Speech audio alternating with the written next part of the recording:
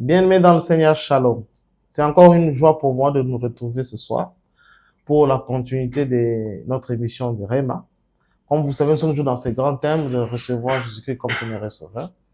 Et nous avons abordé la deuxième saison, on parlait du baptême. Et comme vous savez, on avait fait un petit break pour répondre aux questions que vous nous aviez adressées, mais nous n'avions pas fini. Voilà pourquoi aujourd'hui on est dans la même config, accompagné de mon bien-aimé Glody, avec qui nous allons donc continuer la séance des questions-réponses. Je me pose même la question de savoir s'il ne faut pas carrément faire toute une émission de foire aux questions, qui est totalement dédiée à poser des questions et à y répondre. Je crois que ça sera peut-être une très bonne idée. Hein? Oui, bon, on va y penser. Mais pour aujourd'hui, nous sommes dans le cadre des Réma, donc on est là pour les questions. Alors, moi, je suis là pour répondre, donc c'est moi qui reçois les coups. Ok. Et je passe la balle donc entre tes mains, Glody. Merci beaucoup, Trésor Kwek. Alors, bonsoir, mesdames et messieurs, bonjour. Ça dépend de l'heure à laquelle vous nous suivez. Nous sommes très contents, très heureux vraiment de vous recevoir encore une fois de plus sur Réma. Et ce soir, je pense qu'on va repartir sur la dernière question que nous avions laissée en suspens. Oui. Ok. Alors, c'était la question sur le sort de baptême. On avait juste survolé, on n'est pas allé vraiment en détail. Oui, oui. Et aujourd'hui, je verrai pour mieux répondre, donc me servir carrément d'un verset pour que l'on soit sûr. Parce que la fois passée, j'en ai parlé. C'était alors, aujourd'hui, on va entrer en détail. Les sortes de baptême. Nous savons que le baptême, celui qui a commencé la pratique du baptême, c'est Jean-Baptiste. En fait, il s'appelait que Jean. On a précisé Jean-Baptiste parce qu'il y a un autre Jean aussi. Bon, il y en a plusieurs. Hein. Il y a aussi un autre Jean qui était apôtre de Jésus. Et pour faire la différence, on dit Jean, les baptiseurs, qui a donné Jean-Baptiste. Alors, Jean-Baptiste, c'est lui qui a donc commencé avec la pratique du baptême. Et lorsque il pratique son baptême, il a cette phrase qu'il dit. Je lis dans Luc, chapitre 3, verset 16. Il dit ceci. Moi, je vous baptise d'eau, mais il vient, c'est lui qui est plus puissant que moi. Je ne suis pas digne de délier le courroie de ses souliers. Lui, il vous baptisera du Saint-Esprit et de feu.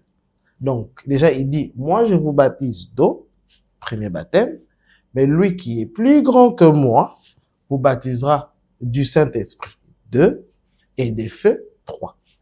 Ok. Ok? Ok. Donc, on peut dire qu'il y a donc ces 3 sortes de baptêmes. Un baptême d'eau, comme il se faisait, on trempe et puis on le sort. Un autre baptême du Saint-Esprit. Et puis, un autre baptême de feu. Essayons de parler d'abord du baptême d'eau. Okay. Est-ce que dans le baptême d'eau, là, bon, je connais le baptême que Jean-Baptiste a donné. C'est le baptême que Jésus aussi a reçu. Est-ce que vous pouvez nous parler un peu du baptême d'eau? Ok. Le baptême d'eau, j'aimerais aussi faire la différence. Il y en a 2 types.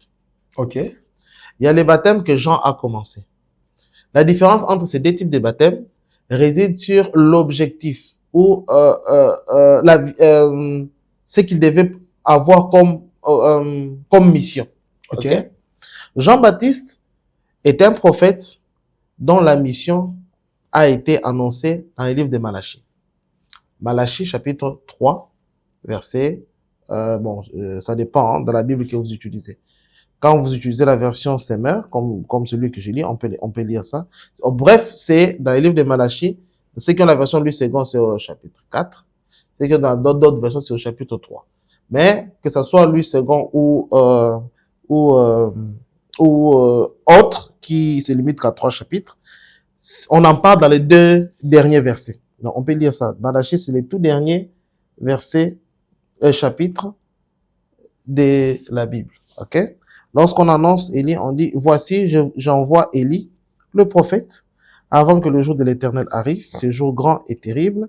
Il fera revenir les cœurs des pères vers le fils, et celui des fils vers les pères, des peurs, voilà, des peurs, voilà, des pères et des peurs que je ne vienne pour frapper le pays et me le vouer par destruction. Okay. Donc, ça, on parle de Jean-Baptiste. Comment on sait qu'on parle de Jean-Baptiste? Parce qu'il faut toujours donner des versets pour élucider ça, parce qu'il y a d'autres gens qui pensent qu'on parle d'une autre personne. Alors, Jésus-Christ lui-même dit que les versets là, c'est Jean-Baptiste. Pourquoi? Parce qu'à un moment, les disciples ont commencé à se poser des questions quand ils cheminaient avec Jésus. Parce qu'il faut reconnaître que c'était des gens ordinaires que Dieu a utilisés pour en faire des personnes extraordinaires. Mais en tant que personnes ordinaires, au début, c'était un peu compliqué. Ils ont des preuves qui leur montrent que Jésus-Christ est le Messie. Mais ils avaient quand même une certaine caricature, comme chacun de nous, que le Messie devait être venant d'une famille, quand même, comme on dit que c'était descendant de David. Peut-être c'était un enfant de roi qui est dans le palais, mais ils voient un homme ordinaire, mais qui fait des choses extraordinaires. Et puis, un jour, Jésus fait la transfiguration, et pendant qu'il rentre, il leur pose la question, bon, on a vu même que tu as fait la transfiguration, mais la loi dit que avant que le Messie ne vienne, il faut que Jean-Baptiste arrive. Il dit, oui, Jean-Baptiste est déjà venu. La Bible dit que quand il parlait de ça, il faisait allusion à Élie. Ok. Et il y a même un verset qui le prouve. Matthieu chapitre 11, verset 12 à 14. Vous voudriez plutôt dire qu'il fallait que Élie vienne, et quand Oui. il parlait de ça, il faisait plutôt référence à Jean-Baptiste. À Jean-Baptiste, voilà. Ok. Dans Matthieu chapitre, il lui-même le dit, Matthieu chapitre 11, verset 12 à 14. Ok. Matthieu chapitre 11, 12 à 14. Écoutez ce qu'il dit. Depuis l'époque où Jean-Baptiste apparut jusqu'à cette heure, le royaume des cieux s'efforce un passage avec violence, et ce sont les violents qui s'en emparent. En effet, jusqu'à Jean, tous les prophètes et la loi l'ont prophétisé. Et si vous voulez le croire, c'est lui, cet Élie qui devait venir. C'est clair. C'est clair. C'est clair. Ok? Donc, il dit que la prophétie de Malachie, c'était la prophétie de Jésus. Ok? Et Jésus est venu sur la terre pour sauver. Mais pour qu'il soit à mesure de sauver, il fallait qu'il soit précédé par Jean-Baptiste, qui devait amener les cœurs des pères vers le Fils. Donc, il devait, quand on parle de père, on parle de Dieu. Donc, il devait amener le peuple à se repentir, parce qu'on est dans une période où Jésus arrive, où l'iniquité est arrivée jusqu'au niveau du temple. C'est-à-dire que des personnes qui sont censées garder la sainteté, montrer l'exemple au peuple des signes de sainteté, deviennent ce que Jésus-Christ même appelle des tombeaux blanchis. Et Jésus-Christ même les critiques. Ils disent qu'ils ne sont pas, ils n'ont pas une religion sincère en eux. Alors déjà dans une période comme ça, si déjà là où se trouvent les temples, on fait maintenant du commerce, ceux qui sont des sacrificateurs, qui sont des sacrifices, sont des gens qui sont prêts à tuer et à ne pas, à cacher les mal. Par exemple, le roi prend la femme de son frère et il n'en parle pas, ce qui a même coûté la vie à Jean-Baptiste. Donc ça signifie que le mal est entré jusqu'au niveau du temple. Et Jésus-Christ doit venir dans un milieu comme ça. C'est lui est impossible d'agir dans toute sa puissance dans un milieu qui est plein de péchés. Pourquoi? Parce qu'on a vu le même Jésus dans les livres de la Genèse, lorsqu'il est apparu à Abraham, lorsqu'il s'est présenté à Sodome et Gomorrhe, dans toute sa gloire, Sodome et Gomorrhe a été détruit. Donc si Dieu, Jésus-Christ, vient dans toute sa gloire sur la terre aussi sera détruite. C'est ce qu'annonce le livre de Malachie. Okay. Maintenant, pour qu'il ne soit pas détruit, qu'est-ce qu'il faut faire? Il faut que ce qu'il avait dit à Abraham se réalise, qui est au moins dit juste. Là, il peut descendre dans un milieu sans que les milieux soient détruits. Alors, pour qu'il y ait dit juste, il faudrait que quelqu'un puisse les précéder, qui demande aux gens de se repentir, afin que le quota soit atteint pour que la puissance descende en lui et agisse. Et comme ils ont un écart très limité d'âge, il vient d'abord en se dépouillant de sa gloire. Il attend d'atteindre la trentaine, pendant que Jean-Baptiste commence à baptiser. Et lui, maintenant, quand il s'est fait baptiser, la gloire maintenant vient, et puis il commence maintenant son ministère. Ok. Alors, donc, c'est cet Élie-là dont il s'agit. Donc, c'est pour ça que c'est Élie dit que lui, il baptise d'eau, mais celui qui viendra peut baptiser de puissance et d'effet. Mais dans les baptêmes d'eau, le rôle du baptême d'eau, c'était donc pour permettre à ce que le Saint-Esprit descende en Jésus sans que les pays ne soient détruits. Okay. C'était ça l'objectif du baptême que Jean a donné. Voilà. Okay. Voilà pourquoi Jean même commençait à annoncer à ses disciples que vous devez arriver à comprendre que maintenant, puisqu'il est entré en fonction, ok? Puisqu'il est maintenant entré en fonction, moi maintenant, je veux commencer à me retirer en scène afin que lui prenne maintenant de l'ampleur. Parce que ma mission était juste pour annoncer sa venue. Mais on dira quoi du baptême que, bon, c'est pas Jésus qui a donné, mais ses disciples ont donné? Oui. En fait, les disciples ont donné un baptême selon l'instruction de Jésus. Contrairement à ce que Jean-Baptiste a donné. Jean-Baptiste, lorsqu'il donne le baptême, c'est pour recevoir Jésus-Christ. Et Jésus-Christ, le baptême qu'il reçoit n'est pas un baptême de repentance parce qu'il n'avait pas besoin de se repentir. Oui, lui non. Le baptême que Jésus-Christ a donné, c'était un baptême qui faisait entrer le Saint-Esprit en fonction sur la terre. Comment? En fait, Jésus-Christ est venu sur la terre dépouillé de sa gloire, mais Jésus-Christ doit guérir les malades. Il doit faire des miracles. Il doit faire des prodiges afin que les gens puissent se convertir. Mais pour que Jésus-Christ soit en mesure de faire tout ça, il faut qu'il soit revêtu d'une certaine gloire. Ok? La gloire ne peut pas lui être revêtue tant qu'il n'y a pas 10 justes. Jean-Baptiste baptise, il y a 10 justes. Maintenant, c'est la gloire du Saint-Esprit maintenant qui vient maintenant. Ok? Et la gloire du Saint-Esprit vient, pourquoi? Parce qu'il s'est fait baptiser. Ok? Le Saint-Esprit le oint parce que il doit maintenant amener le peuple à être sauvé. Son baptême, le baptême de Jésus n'est pas un baptême de repentance, mais c'est un baptême prophétique qui annonce qu'il mourrait et ressuscité le 3e jour pour le salut du monde. Ok? Ok. Voilà. Voilà même la raison pour laquelle Jean refusait de le baptiser. Parce que lui ne venait pas pour se repentir. Jésus-Christ lui a dit de laisser faire parce que c'est cet acte-là qui a poussé à ce que le Saint-Esprit descende sous forme d'une colombe, entre en lui, les remplisse, l'amène, le conduise au désert, passer 40 jours, et puis il rentre maintenant revêtu pour commencer maintenant à exercer son ministère. Et les disciples, eux, ils ont fait 2 types de baptêmes. Ils ont fait d'abord le baptême d'après la loi, donc avant que le Christ ne vienne. Mais après, maintenant, ils ont commencé un autre baptême maintenant pour maintenant annoncer le salut. Ok. Ok? Alors, les baptêmes qu'ils ont fait pour annoncer le salut, ils l'ont pratiqué en utilisant, parce qu'au départ, c'était au nom du Père, du Fils et du Saint-Esprit, mais après, ils l'ont pratiqué au nom de Jésus. Ok? Ils l'ont pratiqué au nom de Jésus. Mais là, c'était pas maintenant un message prophétique, c'était plutôt un message qui disait que quand le Christ mourait à la croix, nous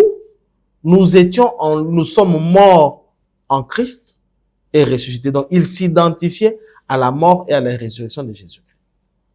Ok. Ce sont là les deux baptêmes. Maintenant, il faut maintenant reconnaître une chose. Puisque le premier baptême n'avait que pour rôle de demander à ce que le Saint-Esprit descende. Ok? Ce baptême-là, il est, comme on dit, dépassé. En fait, si il faut bien expliquer ça, vous voyez, par exemple, lorsque vous allez au restaurant. Moi, je connais un restaurant en ville qu'on appelle Opoeta, par exemple. Lorsque tu vas là-bas chez eux et que tu veux manger, tu passes pour ta commande. Avant que le repas n'arrive, la commande que vous avez passée n'arrive, on vous sert une petite sauce là avec du pain. C'est juste pour que vous grignotez le temps qu'eux, ils sont en train de préparer pour que votre bouche ne chôme pas. Mais dès le moment où le repas arrive, la première chose qu'on fait, c'est prendre le repas là qui n'était pas en fait un repas. C'était juste quelque chose qui devait vous faire gagner du temps. L'entrée. Voilà. Avant que le repas n'arrive, on l'enlève pour que on vous donne maintenant le vrai repas. Si vous dites, oh, mais là, je n'ai pas fini de manger. Non, ça, c'était pas les repas. Ça, c'était quelque chose qui vous faisait gagner du temps, le temps que les repas soient prêts pour que vous puissiez manger. Maintenant que c'est prêt, on doit maintenant laisser la place au repas. Ok? L'histoire du baptême de Jean-Baptiste et du baptême de Jésus-Christ peut encore être exprimée un peu comme, parce que c'est la même source. C'est Dieu qui demande. Ils ont une même source. C'est Dieu qui demande à Jean-Baptiste de baptiser. C'est Dieu aussi qui demande à ce qu'on puisse baptiser au nom du Père, du Fils et du Saint-Esprit. C'est la même chose. Mais l'un n'a plus de sens. C'est comme l'histoire d'Abraham avec Ismaël et Isaac. Ismaël et Isaac, ils ont la même source. Ok. Abraham. Mais quand Isaac arrive, Ismaël doit partir. Il est enfant d'Abraham, mais son rôle n'est plus là. Son rôle est dépassé. Parce qu'il y a quelqu'un d'autre qui doit venir avec pour hériter, parce que la promesse est basée sur l'autre. Le baptême de Jean-Baptiste n'a pas pour rôle de sauver, mais pour rôle de préparer la venue de Jésus. Le baptême de Jésus, il n'a pas pour rôle de sauver, mais il annonce que le salut a été fait. C'est très fort, ça. Puisque maintenant, nous avons parlé du baptême d'eau, et dans le baptême d'eau, on a vu qu'il y a deux baptêmes. Il y a celui que Jean a pratiqué, et il y a celui que Jésus a pratiqué. Donc, celui de Jean, vous avez dit que c'était pour annoncer la venue de Jésus et demander l'arrivée du Saint-Esprit. Et celui de Jésus, c'était pour avec un œil beaucoup plus prophétique. Maintenant, mais Jean a parlé du baptême que Jésus allait administrer. Il dit, lui, il vous baptisera du Saint-Esprit et de feu. Passons au deuxième sorte, le baptême du Saint-Esprit. Le baptême du Saint-Esprit, lui, mais là, c'est un baptême, il faut dire que le premier baptême, c'est un baptême par rapport au salut.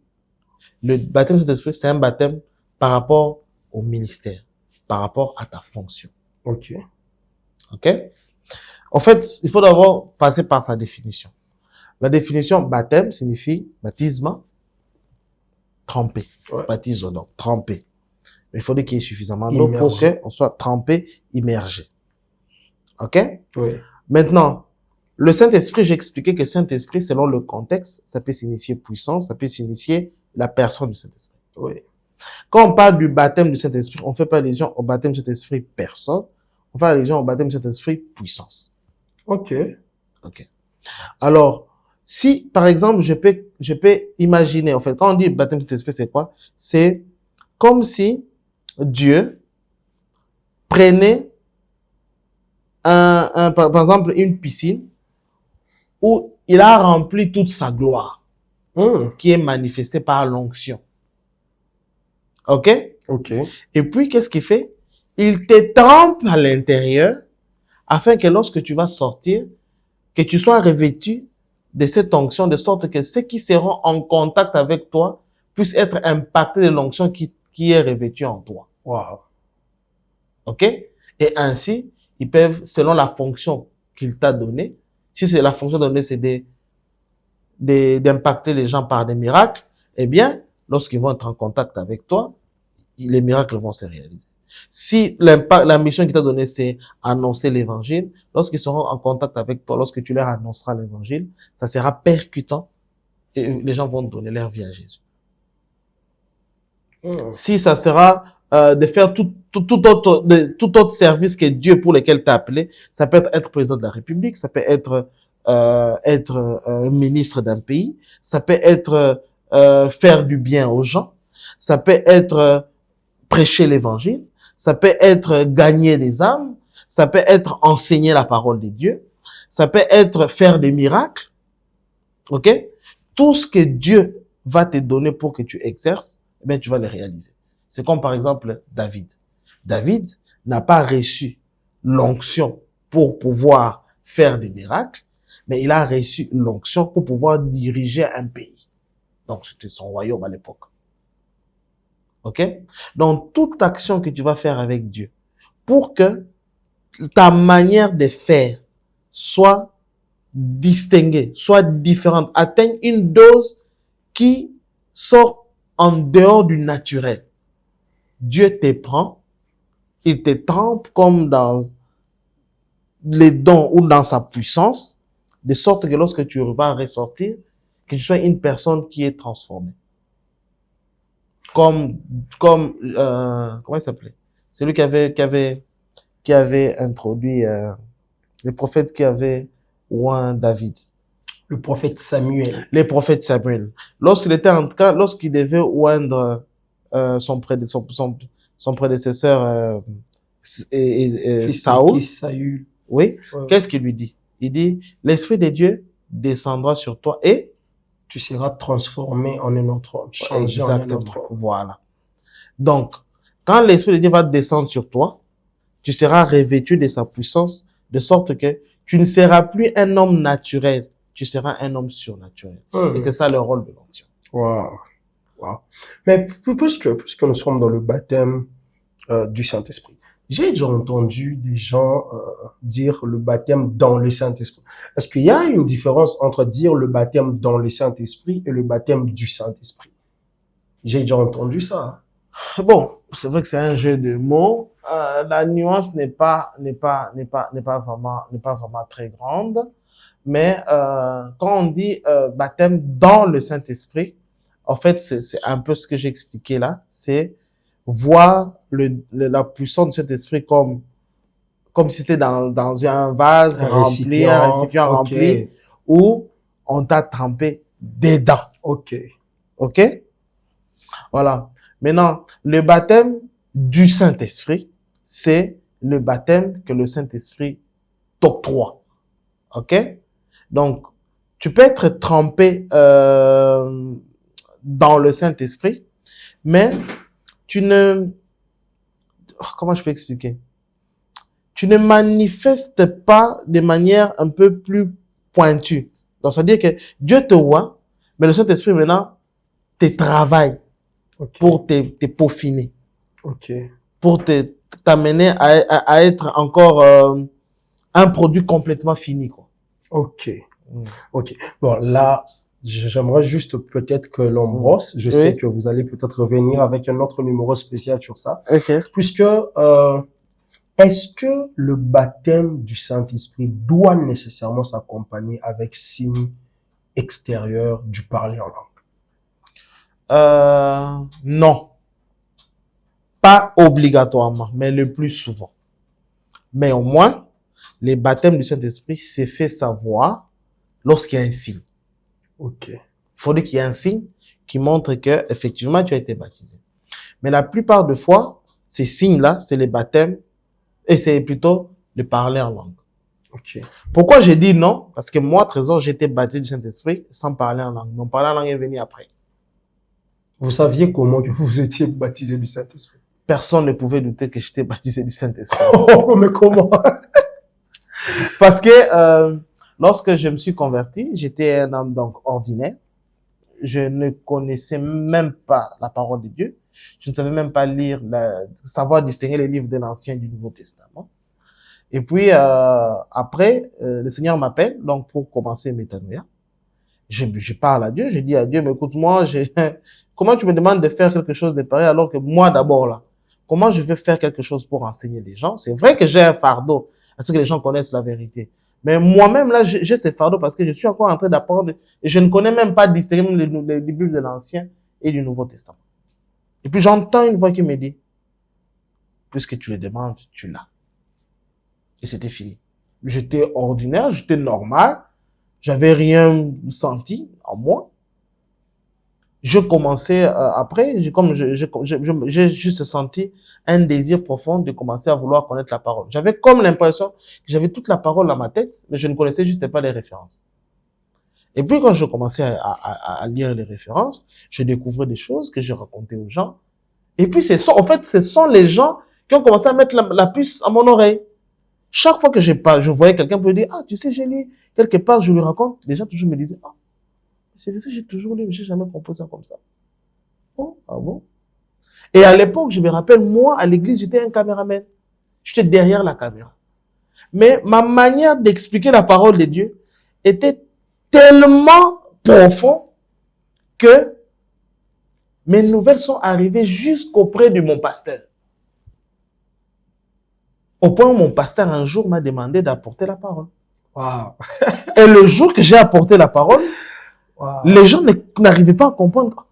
Ce gars qui est derrière la caméra connaît la parole, alors que les techniciens, c'est toujours des gens qu'on connaît qui sont plus dans les machines, sont pas trop mais c'était quand même impressionnant de voir une personne qui est derrière la caméra, mais qui expliquait les Écritures avec une profondeur qui paraissait pas normale.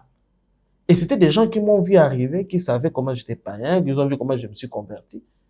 Et qui étaient d'un niveau d'incompréhension de la Bible à brusquement d'une moyen très compréhensible de la Bible, ça pouvait pas être naturel. Wow. Ok? Ouais, ouais. Et ce n'est qu'après, quand je commençais à et puis après, j'ai suivi des enseignements de parler en langue. Je me suis rendu compte que c'est très important. Je commençais à les désirer ardemment. Et c'est alors que j'ai parlé en langue après. Wow. Ouf. Mais, comme j'ai dit, dans la plupart des cas, il faut faire toujours une nuance. Dans la plupart des cas, Dieu emporte. Donc, quand tu débaptises, il te donne la plupart des cas. Donc, c'est-à-dire que je suis peut-être une exception. Donc, sur les 100% des cas, peut-être que 90 ou 95% des cas, c'est avec le parler en langue manifeste. Pourquoi? Parce que de tous les dons qui existent, le parler en langue est celui qui est fait pour les bébés. Oh. Parce que le rôle du parler en langue, Oh. comme dit 1 Corinthiens 14, le rôle du parler en langue, c'est t'édifier afin que tu atteignes un certain niveau de perfection. Ça c'est très fort et très profond. Hein. Ah oui. Je sens que c'est un sujet très vaste. Si on le commence, on risque de ne pas finir les sortes de baptême. Mais est-ce qu'on peut prendre la troisième sorte, puisque on a parlé du baptême d'eau, on a parlé du baptême du Saint-Esprit, et vous avez parlé de ce passage où Jean dit, il vous baptisera d'esprit et de feu. Est-ce qu'on peut parler de cette troisième sorte de baptême? Oui, la troisième sorte de baptême, on le voit dans Luc chapitre 12, verset 49 à 50. Ok? Ça, c'est ce qu'on appelle dans la Bible un logia, c'est-à-dire un discours direct de Jésus. Je suis dans Luc chapitre 12. On va lire ça ensemble. Oui. Luc chapitre 12, du 49e au 50e verset. Ok? Je lis avec la version Semeur. Hein. Ok. Je suis venu jeter un feu sur la terre, comme je voudrais qu'il soit déjà allumé. Donc, mais il y a un baptême que je dois recevoir. Et quelle angoisse est la mienne tant que je ne l'ai pas reçu. Ok? On peut même mettre une autre version de la Bible. Parole de vie, par exemple, dit, je suis venu apporter un feu sur la terre. Je voudrais vraiment qu'il soit déjà allumé. Je dois recevoir un baptême que j'attends avec grande impatience que cela se réalise. Nous sommes dans Luc chapitre 12. Ok? Jésus est déjà baptisé. Quand Jean-Baptiste annonce, on est à Luc chapitre 3. Et quelques temps après, Jésus est baptisé bien après, quelques temps dans les versets qui suivent. À Luc chapitre 11, c'est Jésus qui apprend à ses disciples à prier. Il a déjà 12 disciples. Il a déjà les 12 apôtres. Mais à chapitre 12, il dit qu'il a un baptême qu'il doit recevoir. Ok? Et il parle de feu. Il dit qu'il y a un feu que je vais jeter sur la terre. Ok? Et il annonce que ces feux-là, c'est un baptême. Et il attend recevoir lui aussi ces baptêmes-là. Ok? En fait, c'est le baptême de feu dont je parle. En fait, il parle de sa crucifixion. Ok? En fait, ce que Jésus-Christ donc est en train d'annoncer ici, c'est quoi? C'est que, pourquoi on l'appelle baptême de feu? C'est par rapport, c'est une anecdote vue par rapport à la manière dont on traite l'or. Lorsque Dieu nous appelle, lorsque Dieu nous voit, nous sommes extraordinaires. Nous sommes comme de l'or qui est brut, qui vient de la terre. Ok? Lorsque l'or vient de la terre, tu sais comment est-ce qu'on fait pour purifier de l'or? J'ai une petite idée. On le met dans le feu. Oui, oui. Lorsqu'on met dans une grande, une chaleur très élevée, tellement élevée, que toute l'impureté disparaît Hum, et l'or devient pur. C'est ce qu'on appelle le baptême de feu. hum. C'est-à-dire que lorsque Dieu d'abord nous prend, nous sommes de la terre, il nous purifie lorsqu'on le reçoit. Et lorsque nous sommes purifiés, nous sommes des enfants de Dieu. OK? Mais après, Dieu nous baptise du Saint-Esprit. Nous devenons donc comme une pierre précieuse devant Dieu. Oui. Mais là, nous sommes une pierre précieuse comme de l'or, mais brute. Alors maintenant, Dieu nous fait passer dans certaines épreuves, qu'on appelle les baptêmes de feu, qui a pour rôle de prendre donc cet or-là, de les tremper dans le feu, Hum. afin que toutes les impuretés se Wow. dissipent et que l'or ressort pur. Wow. Et c'est ça les baptêmes de feu. Donc le Christ, quand on appelle donc sa crucifixion les baptêmes de feu, elle lui dit que lui qui n'a commis des péchés, mais il s'est fait péché, Péché. afin que nous devenions justice de Dieu. Donc ça veut dire que Dieu a porté les péchés, il a amené ça sur le feu. Hum. Et lorsque il a été tu vois, quand on dit les feux, on trempe l'or dans les feux. Lorsque il est par là, il est mis dans les feux, par sa mort, lorsqu'il est entré sur la terre, il a donc laissé toutes ses impuretés là-bas. Et lorsqu'il est ressorti le troisième jour, Wow. c'était pur. Wow. Et c'est ce que aussi Dieu fait avec chacun d'entre nous. Toute personne, lorsque Dieu l'appelle, il y a un moment de sa vie où Dieu le fait passer dans certaines épreuves qui est comparable à prendre ces produits bruts-là de l'or. Tu as déjà de l'or, tu vends déjà beaucoup. Mais en te vendant avec ces impuretés-là, ta valeur sera réduite. Alors on te prend, on te met dans le feu, pas parce qu'on veut te détruire, parce qu'on veut détruire toutes les impuretés qui sont autour de toi, qui diminuent ta valeur. Et lorsque ces impuretés-là disparaîtront, ton air va briller avec son meilleur éclat. Wow. Et Dieu maintenant pourra te présenter au public et tout le monde rendra gloire à Dieu pour la qualité de la vie que tu es. Est-ce que on peut dire que le baptême de feu dont vous parlez, c'est un baptême de souffrance? Ce n'est pas un baptême de souffrance parce que Dieu ne prend pas plaisir à faire souffrir ses enfants, mais c'est un baptême d'épreuve. Ok. Dieu nous éprouve afin de nous aider à tuer le mal qui est en nous. Le mal, évidemment, qui est venu de notre ancienne nature, qui a fait longtemps en nous, et puis après, on s'en débarrasse. Il faut un peu voir ça un peu comme de la circoncision que Dieu avait évidemment donné à Abraham. En fait, lorsque l'enfant naît, ok, il naît avec son prépuce, ok, mais après, on veut les circoncire. Lorsqu'on les circoncis, on les circoncis parce qu'on prend plaisir de lui faire du mal. Mais on veut plutôt lui faire du bien en les circoncisant. Mais ces biens-là fera mal. Mais après, il va remercier ses parents pour le mal qu'ils lui ont fait. Wow, wow. Je peux encore donner un autre exemple. C'est comme un enfant. Lorsqu'un enfant est petit, à un certain âge, on lui donne un vaccin.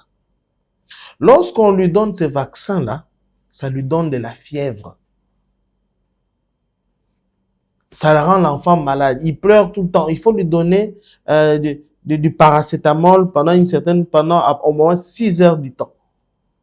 Pour que il ne puisse pas beaucoup souffrir. Mais tu verras l'enfant en train de pleurer, en train d'avoir mal, etc. Mais le mal qu'on lui a fait là, ce n'est pas pour...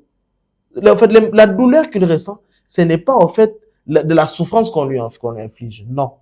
On est en train de les rendre plus résistants. On lui ajoute des anticorps. Mais les effets secondaires de cet anticorps-là fait mal. Wow. Puisqu'on a parlé des sortes du baptême, je crois que le temps nous est vraiment très, très court. Alors, est-ce que Est-ce que, Trésor Quake, aujourd'hui, je peux me faire baptiser en plein milieu de la nuit? Est-ce que le baptême ne paraît pas bizarre comme un rite je sais pas moi, occulte s'il il est fait la nuit? Est-ce qu'il faut nécessairement que le baptême se fasse en plein jour? Parce que dans nos églises, nous voyons très souvent, on passe nuit à l'église en prière et c'est Ok. très tôt le matin qu'on va se faire baptiser. Est-ce que se faire baptiser la nuit a quand même un problème? Ok, bon, je vais carrément répondre avec un verset, c'est plus simple. Ok, On va lire le livre des Actes, Actes chapitre 16. ok. Actes chapitre 16, verset 31, je crois, si je me demande. Actes chapitre 16, verset 31. Enfin, j'explique un peu la topo ici. Ici, comment ça s'appelle encore, Paul, qui est emprisonné. Et puis, il se met à prier. Donc, il est emprisonné avec Silas, parce qu'ils évangélisaient. Alors, ils se mettent à rendre gloire à Dieu en prison, de sorte que les fondements de la prison s'ébranlent et puis les prisonniers s'enfuient. Mais eux, ils restent en prison. Alors, on dit, les gardiens, je peux lire par exemple du verset 29 déjà. Les gardiens demanda des torches, se précipita dans les cachots et, tremblant de peur, se jeta aux pieds de Paul et Silas. Euh, Pourquoi, en fait? Parce que le gars constate que c'était leur prière qui a fait que le mur soit ébranlé. Alors, il veut se donner la vie. Il voit, il dit, non, non, ne te tue pas, nous, on est encore là. Ah. Mais les gens, vous êtes là comment? Il dit, non, nous, c'est vrai que Dieu est venu nous libérer, mais on ne veut pas que tu meurs parce qu'on t'avait dit que si nous, on fuit, toi, tu dois mourir. Alors, les messieurs, voyant cela, ils voient que non, effectivement, ces gens, ils ont Dieu avec eux. Alors, ils tremblent, ils viennent maintenant pour se repentir. Alors, il leur dit, qu'est-ce qu'il doit faire? Messieurs, que dois-je faire pour être sauvé? Et puis, il leur répond, crois au Seigneur Jésus-Christ, lui répondirent-ils, et tu seras sauvé. Il en est de même pour toi et pour tes siens. Alors, ils lui annoncèrent la parole de Dieu à lui et à tous ceux qui vivaient dans sa maison. À l'heure même, en pleine nuit, le gardien les prit avec lui et leva leurs blessures et il fut baptisé aussitôt après, lui et tous les siens.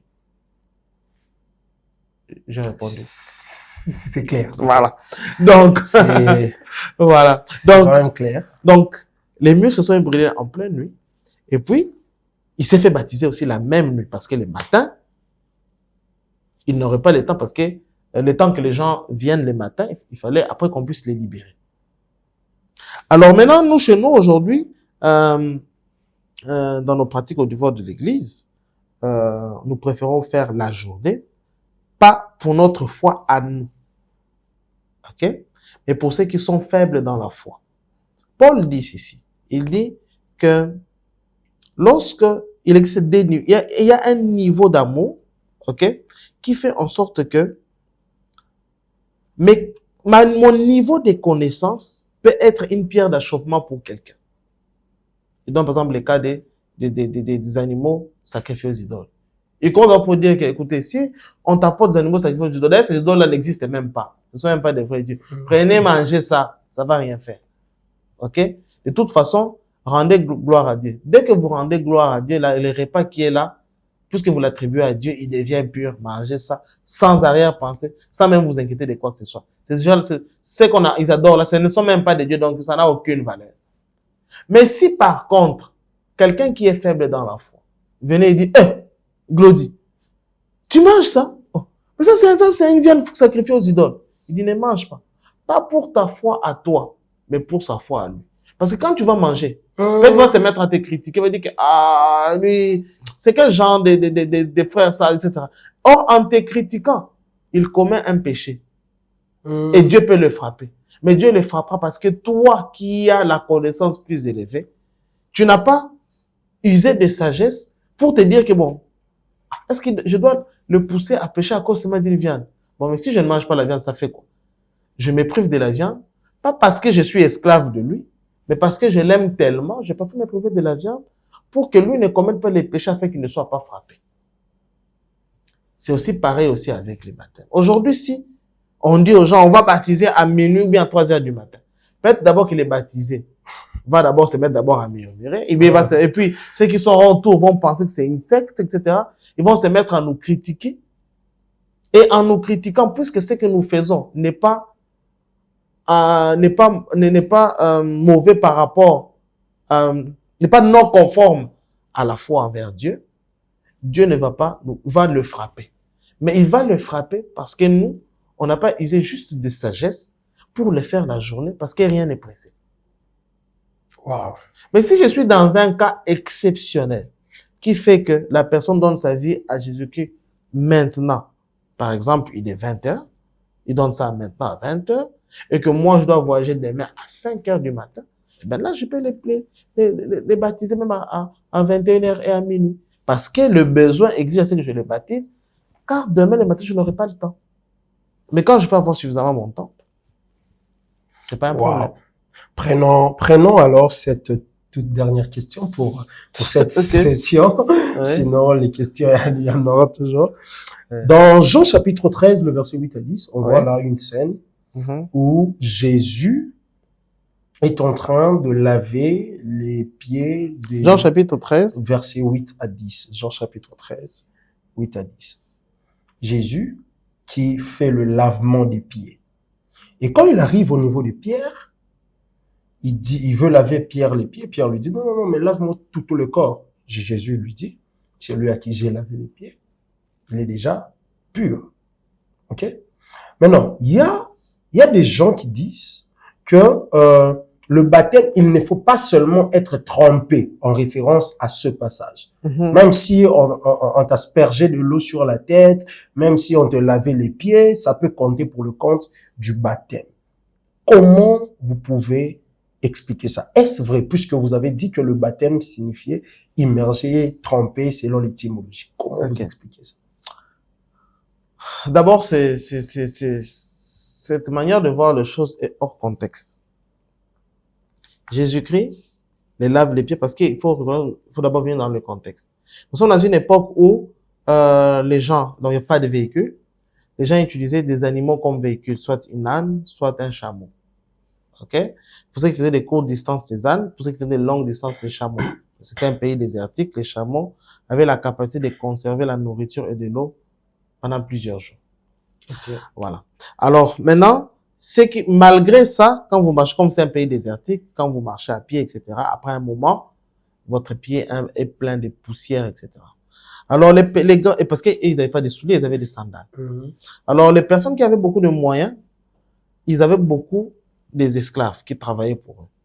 Parmi les esclaves, il y avait des stratifications, comme on dit, des niveaux. Il y avait des esclaves qui étaient des bas niveaux, des esclaves qui étaient quand même un peu plus proches du chef. Parce qu'il y avait des esclaves qui avaient pour rôle, par exemple, de servir le vin au chef. Celui-là, comme il touchait à la nourriture, il avait quand même un grade un peu plus proche. Et puis, il était là, il pouvait entendre même certains secrets que le roi pouvait dire avec d'autres personnes, parce qu'il était évidemment tenu au secret. Mais il y avait d'autres qui étaient vraiment très loin là-bas. Et les plus petits de tous les esclaves, c'est ceux qui lavaient les pieds. Alors, Jésus-Christ vient, il veut leur enseigner que servir Dieu, c'est se mettre à la place du plus petit des esclaves. C'est-à-dire, c'est lui qui a pour rôle de laver les pieds des invités quand ils ont fait une longue distance. OK? Alors il dit, moi, je suis Dieu, non? Moi, je suis Seigneur. C'est moi qui vous ai créé, n'est-ce pas? Oui. Moi, je ne viens pas pour jouer au boss. Je viens pour jouer au serviteur. Et je suis prêt pour que vous soyez sauvés. D'atteindre même le niveau du serviteur le plus bas. C'est-à-dire celui qui lave les pieds. Voilà pourquoi Pierre a dit, oh, tu peux quand même pas me laver les pieds. OK? Jésus lui dit, après il lui dit, non. Si c'est comme ça alors, lave-moi tout le corps. D'abord, les contextes sont différents parce que le baptême n'a pas pour rôle de purifier. Ok. Le baptême a pour rôle d'annoncer publiquement que je suis né de nouveau. Ok. Ça n'a pas le rôle de purifier. Ok? Mais là, sa pensée, c'est purifier. Maintenant, là où maintenant il tombe complètement faux, c'est quoi?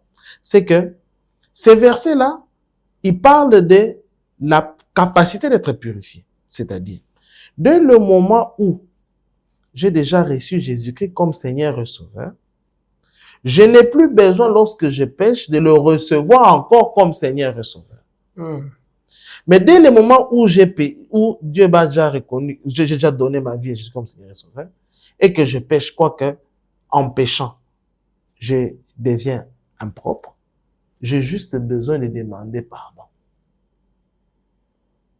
Si j'ai été baptisé une fois et que je suis péché, et que j'ai péché, je ne suis pas encore obligé, lorsque je demande pardon, de venir encore me faire baptiser. Ce que Jésus-Christ voulait leur enseigner, c'est quoi? C'est que un acte spirituel fait, c'est ce qu'on appelle la plupart de fois, ce qu'on appelle un autel. Un autel, lorsqu'il a été bâti, il ne disparaît pas, il n'expire pas, il reste là. Il peut être soit inactif, mais il est là. Il suffit que vous le touchez, vous le déclenchez, il se réveille. Donc, le fait que je vous ai lavé les pieds, en fait, ce qui est important, ce n'est pas le fait que je te lave tout le corps. C'est le fait que tu arrives à comprendre que travailler pour le Seigneur, c'est servir et non être servi. C'est être prêt à se rabaisser au plus bas niveau pour apporter quelqu'un à Christ. Et non pour cela, pour l'inverse. Wow. Donc maintenant, c'est servir maintenant de ça pour dire que en nettoyant la tête de quelqu'un, c'est l'équivalent de faire le baptême. Eh bien, c'est faux. Pourquoi? Le baptême, son rôle, ce n'est pas de nettoyer comme j'ai dit. Son rôle, c'est de témoigner. Le geste là, c'est un témoignage qu'on donne, qui veut dire que je suis mort au péché et je suis ressorti. Quand on te lave la tête, on donne le témoignage là dit quoi? Ça fait passer quel message? J'ai renouvelé l'intelligence. Ah, ok. Là, c'est dire que j'ai renouvelé l'intelligence. Non, on suppose. Je suppose, hein, après. En fait, je suppose. En fait, le renouvellement de l'intelligence, ce n'est pas ça qui nous sauve. Ce n'est pas le renouvellement d'intelligence qui nous sauve. Ok? Ce qui nous sauve, c'est le recevoir comme Seigneur et Sauveur. Maintenant, le renouvellement de l'intelligence nous permet à discerner quelle est la volonté de Dieu. Ce qui est bon, ce qui lui est agréable et ce qui est parfait. Comme dit Romains 12, 2. Ne vous conformez pas au siècle présent, mais soyez transformés par le renouvellement de l'intelligence pour pouvoir discerner quelle est la volonté de Dieu, ce qui est bon, ce qui est agréable et parfait. En fait, le renouvellement de l'intelligence, c'est un acte qui suit recevoir Jésus comme Seigneur Sauveur. Je le reçois, je deviens saint. Maintenant, je renouvelle mon intelligence pour conserver ma sainteté. Pour qu'à chaque fois que je vais me trouver devant l'adversité, devant la tentation et devant toute chose qui viendra, je vais discerner que ça, Dieu aime ça, ça, Dieu n'aime pas ça.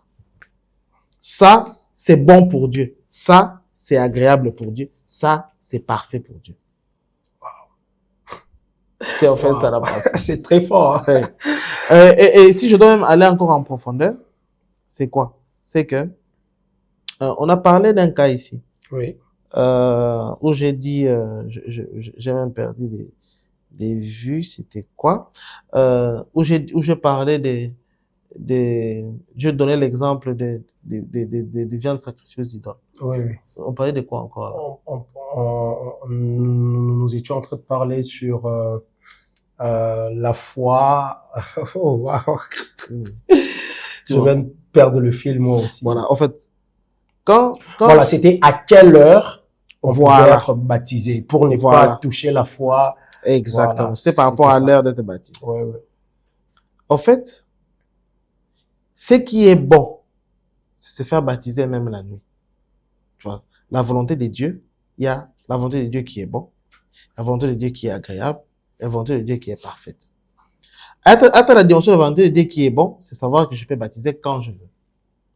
Mais arriver maintenant à la volonté de Dieu qui est parfaite, c'est arriver à comprendre que c'est bon de se faire baptiser même la nuit.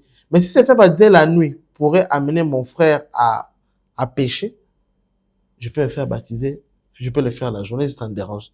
Si je ne suis pas obligé, afin que lui ne soit pas obligé de pécher. Ça, c'est la connaissance parfaite de Dieu. Dans l'homme, c'est ce que Paul dit, tout est bon, mais tout n'est pas utile. Ok? Tout est permis plutôt, mais tout n'est pas utile. C'est-à-dire qu'il y a des choses pour lesquelles si tu fais, c'est peut-être pas un péché, mais tu te rends compte que le faire, prendre la viande sacrifiée aux idoles, c'est bon, parce que ça résout mon problème, j'ai faim, j'ai mangé, de toute façon, j'ai rendu gloire à Dieu, la nourriture est devenue pure. Mais, avoir la connaissance parfaite, c'est celle où tu te dis, quoi que c'est bon, mais si je les prends dans ce contexte ici, qui peut amener mon frère à pécher, je peux, au lieu de rassembler les troupeaux de Dieu, je risque de disperser celui-ci. Alors, je me prive pour que lui ne puisse pas être perdu. Wow. Ça, c'est la connaissance parfaite. Merveilleux. Je pense que pour ce numéro, on s'arrête là. Ah ouais? Comme je n'arrête pas de le dire, Christelle. Ok. Déjà, là, il fait signe que son temps est déjà pris. Oui, oui. Donc, je sais pas s'il y a encore d'autres questions qui sont restées en veilleuse. Il y a encore d'autres questions qui sont restées en veilleuse. Ok. Bon, on va le continuer encore au prochain numéro. Mais seulement pour ce qui est important de savoir, c'est que des fois la Bible elle est simple et c'est nous les humains qui la compliquons. C'est-à-dire, Dieu nous dit comment nous devons baptiser. Nous créons nos raisons à nous pour commencer à baptiser autrement. Et puis, il faut le dire dans l'historique d'où est né ce genre de baptême. C'était parce qu'on voulait honorer un roi. Un roi s'est converti et il trouvait que c'était indigne, lui, en tant que roi, de se faire tremper complètement dans l'eau. Alors, on a trouvé une parade. Ok, on peut te nettoyer alors la tête. Ok? Alors, lorsqu'on vient vers le Seigneur, on ne voit pas son titre et sa royauté. On l'accepte le Seigneur tel qu'on est, comme David a cru en Seigneur, peu importe le niveau où Dieu l'avait amené. Devant Dieu, il s'est rabaissé au plus bas niveau. Parce que Jésus-Christ est le roi au-dessus de tout le roi. Ok? Et aujourd'hui, nous ne pouvons pas nous servir d'une parade qu'on a fait pour faire plaisir à un humain pour dire que c'est biblique. Pour trouver même une justification biblique. Non, c'est pas comme ça qu'on arrive à trouver des versets bibliques. La Bible, ou on l'a fait, ou on ne la fait pas. Peu importe le rôle, la position ou la richesse que tu as. Voilà, peu importe la position ou la richesse que vous avez, la Bible, ce n'est pas à nous, ce n'est pas à elle de s'adapter à nous. Exactement. Mais c'est à nous de nous adapter à elle. Merci Trésor Quake, j'étais très heureux de partager ce plateau avec toi sur ce numéro. Je pense aussi que nos amis qui nous suivent aussi ont été bénis. Et comme vous le savez, il y a toujours ce numéro qui est au bas de votre écran. N'hésitez pas, écrivez, posez vos questions, dites-nous si il y a des choses pour lesquelles nous avons répondu qui ne vous ont pas peut-être convaincus. Ouais. Ben, posez encore la question. On reviendra dessus. Notre souci à nous, c'est vous aider à être une plateforme où vous pouvez poser des questions que vous n'avez peut-être pas la possibilité de le faire au niveau de votre église. Pour aujourd'hui, je crois qu'on peut s'arrêter là. Oui, je crois qu'on peut s'arrêter là. On va juste clôturer avec la prière, comme on a l'habitude de le faire. Comme on a l'habitude de le faire. Ouais. Je ne sais pas, de là où vous êtes, prenez une bonne position, on va faire une prière. L'objectif de notre prière d'aujourd'hui, c'est demander à Dieu d'éliminer les yeux de nos cœurs. C'est-à-dire, de nous aider à mieux comprendre cela. Moi, je peux bien parler, mais je ne compte pas sur mon éloquence, ma connaissance, ma capacité d'expliquer. Mais je compte plutôt sur le Saint-Esprit. Le Saint-Esprit, il est là pour vous expliquer mieux personnellement par rapport à ce que vous vivez, par rapport à ce que la manière dont vous comprenez le mieux. Alors, on va prier le Seigneur pour que le Saint-Esprit vous aide à faire asseoir ces enseignements, à faire asseoir cette connaissance, à vous aider à être sûr de votre salut et de tout ce qui est écrit dans la Bible. Père très saint, nous te sommes infiniment reconnaissants pour ce frère, pour cette sœur qui nous suit. Seigneur, tu nous as parlé du baptême et tu as répondu à ton peuple par rapport à toutes ces questions. Nous te demandons, Père très saint, de les aider là où ils ont encore des lacunes, où on n'a peut-être pas trouvé le mot qui était adapté dans leur environnement. Que Seigneur, toi, tu puisses passer par cet enseignement pour encore leur rappeler du fond de leur cœur notre réalité qui va faire asseoir cette connaissance, qui va faire asseoir cette conviction, afin que, pour ceux qui ne sont pas baptisés, qu'ils sentent le plaisir de le faire, et lorsqu'ils les feront, qu'ils les fassent de bon cœur. Dieu, au Tout-Puissant, permet à ce que chacun d'eux puisse vouloir être baptisé d'eau, être baptisé du Saint-Esprit, et que Dieu te donne du cœur et de la force à ceux que tu baptises dans le feu, afin qu'ils puissent résister, pour qu'ils puissent bien voir ta gloire. Car, Seigneur, tu t'es fait volontairement pauvre de riche que tu étais, afin que par ta pauvreté, nous soyons enrichis. Et si toi, Seigneur, tu nous as enrichis par ta pauvreté, c'est que lorsque toi, tu nous fais passer dans l'épreuve, c'est pour nous amener dans une dimension plus grande. Oui, Seigneur, lorsque nous sommes dans l'école, à chaque fois qu'il y a un examen à fin d'année, c'est pour passer d'une classe supérieure. Et nous savons que chaque épreuve, chaque baptême de feu, nous augmente en grade. Permet que mon frère et ma sœur, qui passent peut-être dans son baptême de feu, puissent tenir bon, afin qu'ils soient éligibles à la dimension supérieure où tu l'as mis. Yes. Au nom de Jésus-Christ, nous Au allons nom ainsi de prier. Jésus. Amen. Amen. Bonne soirée, bonjour, bye bye. Ok, on se voit au prochain numéro. Au prochain numéro. Ciao, ciao. Ciao.